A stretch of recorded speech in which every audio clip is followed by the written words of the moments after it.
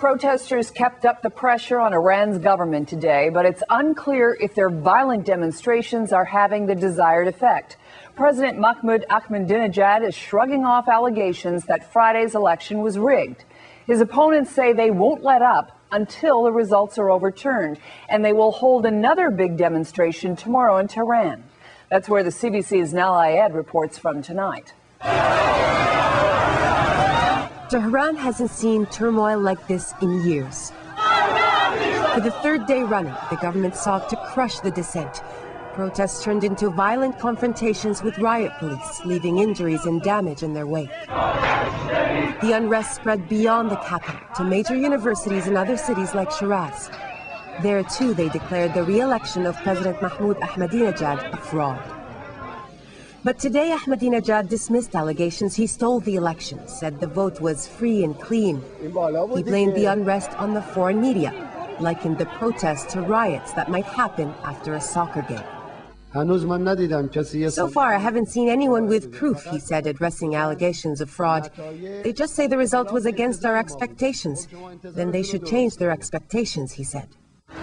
The expectation was that popular reformist Mir Hossein Mousavi would win by a landslide. Instead, he apparently lost badly. He alleges the vote was rigged, that, for example, polls like this one ran out of ballots. He's now appealing the results, asking his supporters to keep protesting. One of them is filmmaker Mahnaz Mohammadi. When we spoke to her last week, she'd hoped for change.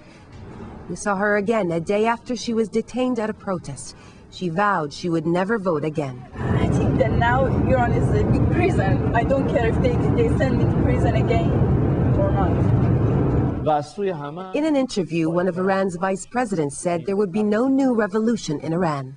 They're making a mistake, says Esfandiar Mashai. In Iran, these things will not happen like in some other places. It's not going to happen here and change the situation.